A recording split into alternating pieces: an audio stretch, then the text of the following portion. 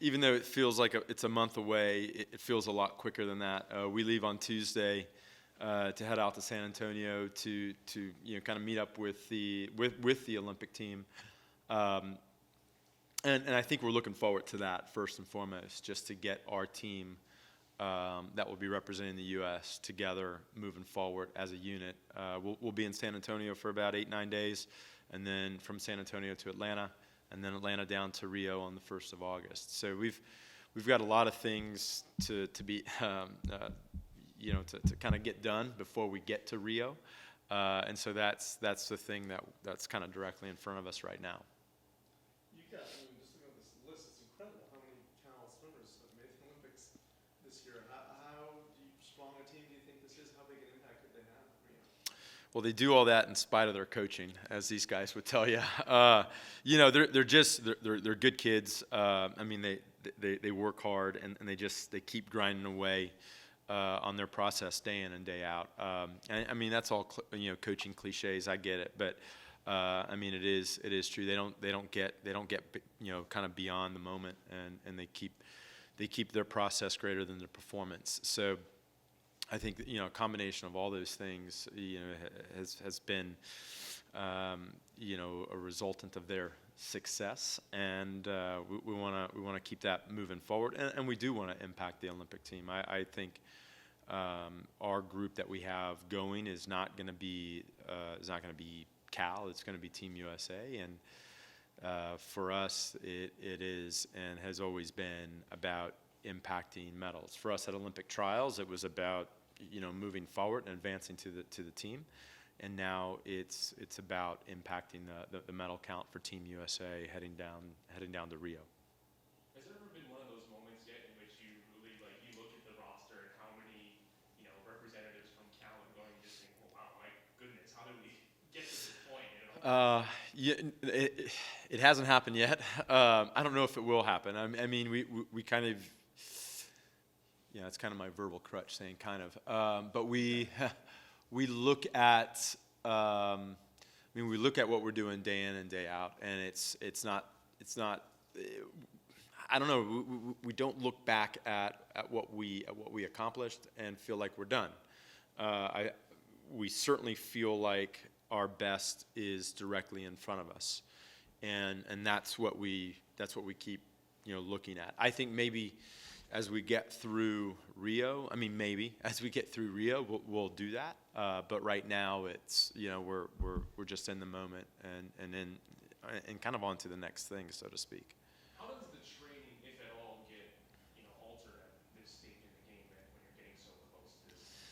Yeah, we get a lot of feedback from our guys. In general, we get a lot of feedback from our guys and how they're moving and what they're doing, how they're feeling in the water. They're very intuitive. They can communicate that extremely well, and so it does get tailored to their individual needs. We have two guys in the 200 backstroke, and Jacob Pebley and Ryan Murphy, and even today they're doing something a little bit different in their training because that's what they need, and that's a little more of kind of just coaching intuition, things that we've done with them in the past. Things that have helped them be successful as individuals. So, there's a lot of fine tuning with that as we go through the course of these next 4 to 5 weeks. So you're a coach because you're aware of your verbal crunch. Yeah. Yeah. Are there people who, there's some obvious superstars on this roster, but someone who you think might jump out and break out, who maybe people aren't looking at so closely, but somebody might break out of it? Yeah, that's so hard to answer because that would mean that we would be acutely aware of our competition, and be saying, okay, well, based on this event and how it looks like, this person is going to jump into the spotlight. So we haven't looked at it, and I haven't looked at it in that regard. I mean, we've really, in fact, last night I get an email from Ryan Murphy. And him watching his race or race footage of some of his underwater swimming, and he's talking about some things that he needs to tweak and change. So I think we're very much in the process of the race, in the process of getting better, versus the performance of what may happen. And it's I ask that of our guys, and so I really try and ask that of myself as well, because sometimes we get to be, we enjoy the sport too, and we're fans, like everybody else. But there's a lot of times when we can't be a fan, and we have to be, I have to be a coach, and our swimmers have to be athletes, and we don't get caught up in the fandom of what may happen or what may occur or what performance may be. Just more about, hey, what are we doing? What are we doing today? What do we need to be doing in this race? What do we need to be tweaking and changing along the way? What about concerns or distractions of the Zika virus, crime, all the things that go with going to a normal Olympics, and then some additional dimensions this year with Rio? How do you keep them focused, and how distracted? Yeah, we had a meeting right after the trials. That talked about the medical concerns. That talked about the safety concerns. And I feel like it's addressed, and we're on to the next thing with it. The U.S.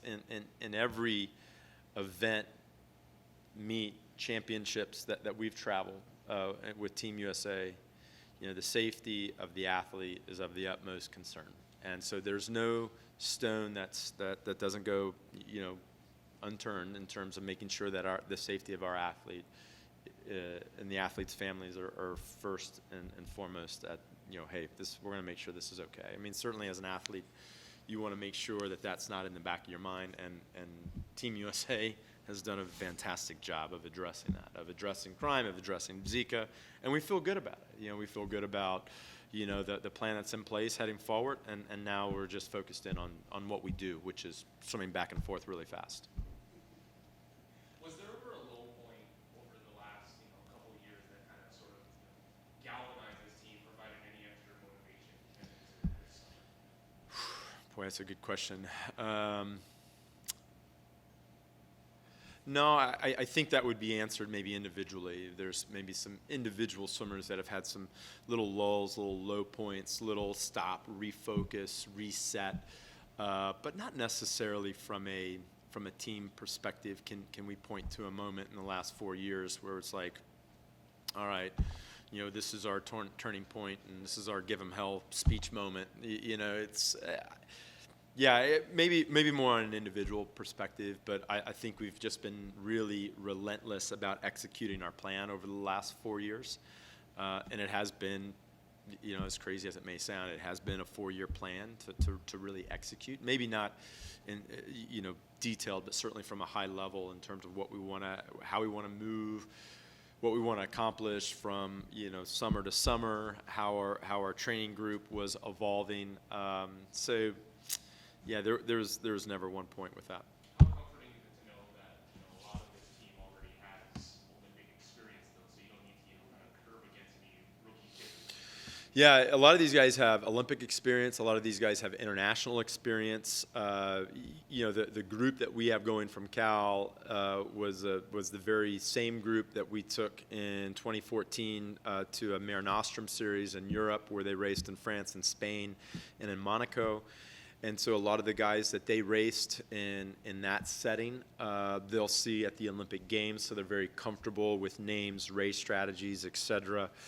This has been something that for about, for the last couple of years, 3 years, we've really been trying to put these guys in situations to give them opportunities to race the competition that they're going to be facing in Rio, and I feel good about how we have done that, and I feel good about how they have gone into those situations and opportunities. A very mature group.